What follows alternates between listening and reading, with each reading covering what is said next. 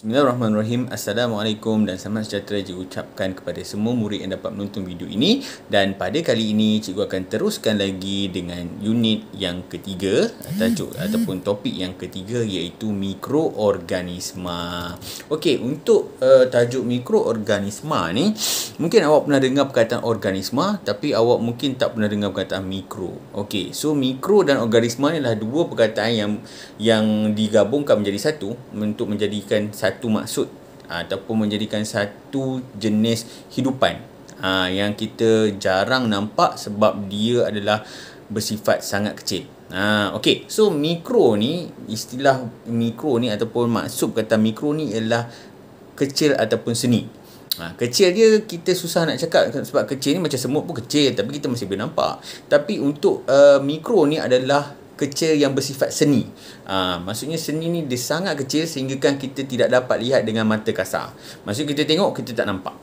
Okey, macam contoh lah cikgu ambil atas tanah kita, selalunya lah mak ayah kita selalu pesan, nak keluar rumah tu pakai kasut, jangan buka kasut kan, jangan tak pakai slipper, main dekat luar tu nanti kuman masuk dalam badan. Biasa dengar tak macam tu mak ayah kita cakap? Kuman tu sebenarnya adalah mikroorganisma lah. Kan, kita telah didedahkan daripada kecil lagi, cuma kita tak tahu benda tu apa. So kuman ni adalah mikroorganisma lah. Kuman tu bahasa, kita kata bahasa biasa kita gunakan kuman, tapi kalau dalam sains kita guna istilah mikroorganisma. Okey, mikro tadi seni, hidupan yang kecil, okey, yang kita tak nampak dengan mata kasar. Okey, apa tu organisma? Organisma ni membawa maksud benda hidup. So benda hidup macam manusia, macam haiwan, macam tumbuhan, dia pun hidup. Kalau dia tak hidup, dia tak buat orang kata ciri-ciri yang macam benda hidup buat, sebab dia hidup. Jadi dia buat juga macam mana ciri-ciri benda hidup yang dia buat. Jadi kita akan bincangkan selepas ni. Okey, kita nak tengok dulu ada beberapa jenis. Ada 5 jenis mikroorganisma yang kita akan belajar, iaitu yang pertama ialah fungi. Okey, fungi ni adalah sejenis ataupun satu kumpulan yang agak besar, yang mana fungi ni mengandungi contoh-contoh mikroorganisma seperti kulat, yeast, muko dan juga penicillium. Okey, so fungi ni juga salah satunya adalah macam cendawan. Cendawan ni dikira dia tak seni lah sebab dia besar kita boleh nampak, tapi maksudnya nak cerita fungi ni, cendawan ni dia mempunyai sifat seperti fungi. Dia boleh dikategorikan dalam kategori fungi. Cuma cendawan ni besar lah di tumbuhan kan, tapi dia punya ciri-ciri dia lebih kurang macam fungi ni juga. Okey, dan ciri-ciri dia, okey, kulat sahaja yang boleh dilihat dengan mata kasar. Okey, kulat sahaja yang boleh dilihat dengan mata kasar. Sebab tu kalau ada yang datuk nenek orang Kelantan kan, dipanggil cendawan tu dipanggil kulat. Betul, kulat, disebabkan memang cendawan ni salah satu jenis kulat lah. Okey, so kulat ni dia dapat dilihat dengan mata kasar sebab dia besar. Tapi yang lain, yeast, muko, penicillium, semuanya tak dapat dilihat dengan mata kasar. Kita perlu gunakan mikroskop. Tetapi dalam banyak-banyak jenis mikroorganisma, fungi ni adalah jenis yang paling besar. Memang dia dalam kategori seni, tapi dia adalah yang paling besar. Maksudnya kalau kita nak tengok dia, kita guna mikroskop biasa dah boleh tengok. Okey, faham Okey, so dia boleh didapati di atas roti, nasi dan sesetengah buah-buahan. Sebab apa dia duduk dekat tempat-tempat macam ni, roti, nasi, buah-buahan ni? Sebab apa? Disebabkan mereka perlukan nutrien, ataupun istilah lain ni adalah makan. Dia perlu makan. Jadi kalau dia duduk atas besi, dah duduk atas kain, mungkin dia tak dapat nutrien yang secukupnya yang diperlukan. Jadi dia duduk atas makanan. So dia duduk atas makanan macam roti, nasi dan buah-buahan ni, dia dapat nutrien yang dia perlukan sebab dia perlu makan. Kan? So sebab tu duduk dalam tu. Okey, yang kedua ialah protozoa. Okey, protozoa ni satu jenis mikroorganisma yang dia jarang berhubungkan dengan manusia. Okey, sebab apa? Sebab kebanyakan protozoa ni berada di kawasan yang berair. Macam contoh tasik, sungai dan juga kolam. Tempat-tempat macam ni. Okey, so contohnya yang famous ialah ameba dan paramecium. Okey, ni dua jenis mikroorganisma yang sangat biasa kita jumpa. Okey, biasanya kalau kita ambil air kolam dekat kita punya taman sains tu kan, kita boleh jumpa ameba atau paramecium ni. Okey. Okey, so yang ketiga ialah bakteria. Bakteria ni memang selalu kita dengar lah. Betul? Hari-hari, bila kata hari-hari kita dengar pasal bakteria ni. Ada yang baik, ada yang jahat. Betul. Ada yang bakteria baik, ada yang bakteria jahat. Kadang-kadang dalam iklan, minumlah air berkultur, macam contoh Vitagen, Yakult, sebab ada bakteria baik. Betul. Ada bakteria yang baik yang membantu sistem tubuh badan kita. Ada juga yang merosakkan ataupun membawa penyakit. Ada Okey, so contoh bakteria ni yang pertama ialah Bacillus, Salmonella, Streptococcus dan E. coli. Okey, perlu ingat ke nama-nama bakteria ni? Sebenarnya tak perlu ingat pun, tapi just sebagai pengetahuan saja. Okey. So, bakteria ni sifat dia, ciri-ciri dia ialah wujud dalam pelbagai bentuk, saiz dan warna. Okey, boleh didapati dalam pelbagai persekitaran. Bakteria ni macam-macam persekitaran. Dia bukan setakat berada di atas makanan saja, tetapi boleh berada di macam-macam permukaan dan macam-macam tempat. Okey, so kalau nak ikutkan, bakteria ni dah dalam kategori kehidupan seni yang sangat kecil lah. Dia dah kategori yang sangat kecil. Okey, right. Sebab tu dia boleh hidup dalam badan kita sebab dia sangat kecil. Alright, so yang keempat, yang ini yang sangat-sangat hot ni, yang kita sekarang tengah duduk rumah ni disebabkan virus lah. Yang keempat ialah virus. Okey, virus ni ada macam-macam jenis, macam-macam bentuk, dan ini adalah mikroorganisma yang paling seni, yang paling kecil. Nak tengok dia tak boleh pakai mikroskop biasa, kena pakai mikroskop elektron. Maksudnya sangat kecil, tak nampak ni mata kasar ni. Sebab tu susah kita nak cari dia punya ubat, nak cari vaksin dia sebab dia sangat kecil. Jadi kena pakai mikroskop elektron baru boleh tengok. Alright. Jadi virus ni setakat ni dia tak ada lagi virus yang baik lah. Semuanya virus yang memudaratkan, dan kebanyakannya maksudnya dia sampai ke tahap boleh membawa maut lah kepada manusia. Betapa kuatnya virus ni. Dan virus ni adalah yang paling kecil, yang paling seni. Awak boleh bayangkan bakteria ni kita dah kata antara mikroorganisma yang kecil, tapi virus ni lebih kecil, yang mana virus boleh duduk dalam bakteria. Virus ni lebih kecil sampai dia boleh duduk dalam bakteria. Maksudnya bakteria tu lebih besar daripada virus. Virus tu lebih kecil sampai boleh duduk dalam badan bakteria. So bakteria ni, virus ni sangat-sangat kecil. Okay, so virus ni kebanyakannya ataupun boleh kata semualah boleh mendatangkan penyakit kepada manusia ataupun kemudaratan kepada manusia. Okay, yang famous ialah HIV. Okay, virus kurang daya tahan penyakit. Yang ini biasanya berlaku di kalangan dewasa lah. Okay, saya nak cerita pun nanti panjang video ni, jadi tak perlu. HIV ni awak boleh google sendiri nanti. Okay, kemudian virus influenza. Influenza ni lebih kurang macam COVID juga, dia membawa masalah kepada pernafasan. Okay, dan yang macam COVID ni ialah kita panggil apa? Virus COVID virus. Dia virus yang lebih berbahaya daripada influenza lah, tapi dia punya simptom lebih kurang sama lah. Okay, so memang sehingga boleh membawa maut. Okay, yang kelima, ahli kumpulan yang kelima dalam mikroorganisma ni ialah alga. Okay, alga ni mikroorganisma yang bersifat seperti tumbuh-tumbuhan. Bersifat lah, bukannya dia tumbuh-tumbuhan, tak, dia lebih kurang macam tu. Sebab apa? Sebab dia boleh buat makanan sendiri melalui proses fotosintesis. Maksudnya dia ada apa nama ni, pigmen hijau tu kan. Jadi dia boleh buat fotosintesis. Nama dia klorofil. Dia ada klorofil, jadi dia boleh buat fotosintesis sendiri. Okey, contoh untuk mikroorganisma alga ni ialah Spirogyra dan juga phytoplankton. Okey. So proses hidup mikroorganisma ni, dia bernafas, bergerak dan juga bertumbuh. Okey, eksperimen yang membuktikan okey, untuk yang bernafas kita boleh ambil contoh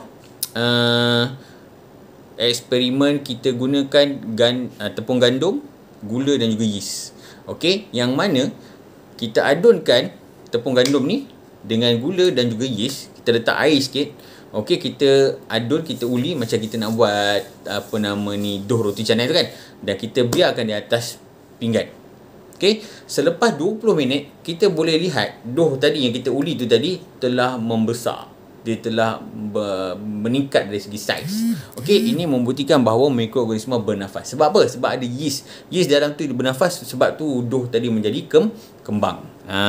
Right. So yang kedua ialah memerhati mikroorganisma bergerak. Okey, yang ini kita boleh gunakan sampel daripada air kolam kita boleh tengok melalui apa nama ni, mikroskop. Kita boleh nampak kalau contoh macam dalam buku teks pun ada, dia akan tunjuk contoh biasanya paramecium lah. Paramecium ni kalau awak tengok dia punya bentuk seperti selipar Jepun, bentuk dia macam tapak selipar Jepun so dia akan ada pergerakan. Okey, ini membuktikan bahawa mikroorganisma bergerak. Dan yang ketiga ialah membuktikan mikroorganisma bertumbuh ni melalui eksperimen roti. Okey, roti yang dah expired, kita ambil roti yang dah expired, kita letak air. Okey, kita biarkan di dalam bungkusan plastik. Okay, so selepas seminggu kita cek balik daripada roti tu dalam keadaan putih biasa, bersih, dia akan ditumbuhi oleh kulapuk roti. Kulapuk roti ni dia akan tumbuh secara bertumpuk-tumpuk. Jadi kita boleh buktikan kat situ bahawa mikroorganisma ni bertumbuh. Dia bukan membesar. Dia macam kita manusia, kita membesar betul daripada baby sampai dewasa tu membesar. Tapi dia bukan istilah membesar sebab dia istilah dia semakin lama semakin banyak. Ini membawa maksud ialah bertumbuh. Okey, perkataan yang sesuai adalah bertumbuh. Okey. So dia ada 5 faktor yang menyebabkan dia dapat bertumbuh dengan baik. Okey, dia dapat hidup dengan baik. Yang pertama ialah mesti ada air. Sebab benda hidup kan semua mesti perlukan air. Okey, yang kedua ialah udara. Udara ni oksigen lah. Dia perlukan oksigen. Okey, yang ketiga ialah suhu sesuai. Maksudnya tidak terlampau panas, tidak terlampau sejuk. Dia sebenarnya dalam keadaan yang suam. Macam contoh suhu bilik, itu memang dalam keadaan yang optimum, yang dia memang sangat suka. Suhu bilik ni, suhu bilik lebih kurang dalam 30 ke 40 darjah Celsius adalah suhu yang sangat-sangat sesuai untuk dia membiak. Okey, yang seterusnya adalah nutrien. Nutrien ni maksudnya ada, kita nak kata macam mana, macam dia ada khasiat lah kat situ untuk dia dapat makanan daripada nutrien tadi. Dan juga keaksidan. Okey, yang kelima keaksidan ni maksudnya dia tak boleh dalam bersifat asid masam sangat ataupun bersifat alkali pahit sangat. Dia punya keaksidan dalam keadaan yang biasa saja. Neutral, dia sangat suka neutral. Okey, neutral ni maksudnya macam contoh makanan kita kebanyakan neutral, betul? Makanan lauk-lauk kita semua kebanyakan neutral. So itu yang mempercepatkan pertumbuhan mikroorganisma. Alright. So kesan buruk mikroorganisma ni ada banyak. Okey, kerosakan makanan macam mana kita biarkan makanan tu tersimpan di atas meja, kita tak masuk dalam peti sejuk, kita biarkan selama 1 hari, keesokan harinya kita tengok makanan tersebut telah pun rosak, tak boleh makan, dah tumbuh kulat, dah jadi belendir dan sebagainya, bau dah busuk. So kalau kita makan juga dia akan mengakibatkan masalah, dia akan jadi sakit lah, sakit perut, cirit-birit, muntah-muntah dan sebagainya. Okey, dan seterusnya ialah menyebabkan penyakit berjangkit. Okey, penyakit berjangkit ni maksudnya macam contoh tadilah COVID ni kan. COVID ni penyakit berjangkit lah kan, daripada seorang dia pergi ke seorang yang lain. Okey, dia boleh merebak. Okey, yang ketiga adalah perebutan gigi. Perebutan gigi ni contoh macam kita minum minuman yang manis, makan coklat apa semua yang ada tinggi gula, kita tak gosok gigi, so keesokan harinya ataupun mungkin bila dah lama-lama gigi kita akan jadi reput. Adalah disebabkan bakteria yang ada pada kita punya gigi tadi, dia akan bertindak balas kepada makanan yang kita tak cuci gigi tadi tu. Ada makanan-makanan, sisa makanan nutrien yang tinggal tu, dia akan guna nutrien tu tadi untuk merosakkan gigi kita. So yang keempat adalah keracunan makanan. Macam cikgu cakap tadi dah, makan makanan yang rosak kan, makanan yang dah rosak tu kita makan pula, dia akan jadi keracunan makanan. Tapi dalam banyak-banyak apa orang kata keburukan ni, dia ada juga kebaikan. Okey, baik, kita tengok satu-satu. Yang pertama ialah bakteria. Sebab tu bakteria ni banyak iklan kita dengar, bakteria baik. Memang ada bakteria yang baik. Memang bakteria ni boleh membantu kita dalam pelbagai perkara. Okey, yang pertama sekali untuk pembuatan keju, cheese. Okey, pembuatan keju, cheese. Okey, so produk tenusuk kebanyakannya dia perlukan bakteria. Okey, bakteria baik ni. Okey, nak buat keju, nak buat yogurt, nak buat dadih kan, yogurt, susu kultur. Okey, susu kultur yang kita minum Yakult, Vitagen dan sebagainya tu. Okey, dan juga bakteria ni sangat penting untuk merawat sisa kumbahan dan memusnahkan sisa-sisa toksik. Okey, ini guna untuk rawatan air lah. Maksudnya nak gunakan air yang nak proses air yang terbuang ni tadi, air longkang apa semua ni, nak proses jadi air yang bersih, dia kena gunakan bakteria juga. Right. Yang kedua ialah pembuatan makanan. Yang ni khas untuk yeast. Okey, yeast ni termasuk dalam kumpulan fungi tadi. Okey, dia berfungsi untuk membantu pembuatan tempe, kicap, tapai dan juga roti. tempe, kicap, tapai, roti. Okey, ni guna untuk dalam industri makanan. Yang ketiga ialah fungsi fungi juga ataupun kulat digunakan untuk menghasilkan antibiotik dan juga vaksin. Okey, bukan kata kulat saja, tak silap saya virus pun sekarang ni pun gunakan macam COVID tu, dia ambil virus COVID yang dilemahkan tu tadi jadikan vaksin. Okey, tu juga vaksin. Vaksin ni dia guna untuk aktifkan kita punya sistem pertahanan badan. Tu guna vaksin. Vaksin ni sebenarnya bukan ubat tapi dia gunakan virus tadi yang telah dilemahkan dimasukkan tubuh badan. So nanti tubuh badan dia akan kenal pasti cara untuk lawan vaksin ni, virus yang telah dilemahkan tadi, supaya badan tu tadi boleh dapat lawan kalau jumpa dengan COVID ataupun virus yang sebenar yang masuk dalam tubuh badan. Okey. Seterusnya, bakteria dan juga fungi. Okey, bakteria dan juga fungi juga berfungsi untuk penguraian dan perebutan bahan organik dalam bentuk baja. Macam contoh baja tai ayam. Dia berasal daripada tai ayam. So kalau kita letak terus dekat pokok, mungkin pokok akan mati. Tapi kita ada proses-proses yang kita buat melibatkan bakteria. So nanti bakteria akan bantu untuk tukarkan dia kepada baja. Okey, baja tai ayam, baja tai lembu dan sebagainya. Okey, najis-najis lembu, najis-najis ayam tadi ni kita kena ada bantuan bakteria dan fungi untuk tukarkan daripada najis ni kepada baja supaya dapat kita gunakan untuk tanaman.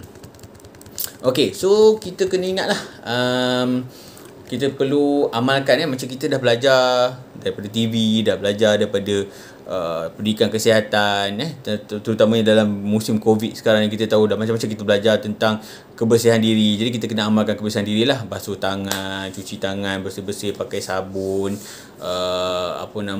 kita kena jaga kalau bersin dan batuk tu tak boleh biarkan macam tu, kita kena pakai mask dan sebagainya. Itulah salah satu cara untuk kita jaga daripada penularan wabak, virus penularan virus. Kita jangan kita tak berkongsi barangan peribadi dengan orang lain, sebab kadang-kadang macam orang ada penyakit kulit, kita boleh kena penyakit kulit yang sama. Kita kena minum air yang bersih, air telah dididihkan, air telah bertapis. Kemudian kita kena balut luka, kalau kata luka kita kena balut supaya tidak terdedah pada udara ni ada bakteria, ada yang mikroorganisma kan, melekat pada luka, dia akan menyebabkan jangkitan kuman. Right. Dan akhir sekali, kalau kata macam contoh sekarang ni COVID kan, yang mana yang berpenyakit yang dijangkiti COVID, dia perlu diasingkan ataupun istilahnya kuarantin. Jadi kita perlu amalkan gaya hidup yang sihat lah. Kita perlu bersenam, minum air mencukupi, cukup tidur, jaga kebersihan. So ini semua dapat membantu untuk mengelakkan kita daripada terkena ataupun dijangkiti oleh mikroorganisma yang boleh membawa penyakit pada kita. So ini adalah amalan harian yang kita perlu lakukan, amalan hidup yang seimbang, yang sihat, supaya kita boleh terus kekal sihat. Cikgu rasa sampai itu saja. Nanti cikgu akan bagi link untuk kuis dan juga link untuk nota lah. Biasanya cikgu akan ambil nota daripada website Cikgu Chang. Nanti cikgu bagi nanti kemudian. Assalamualaikum.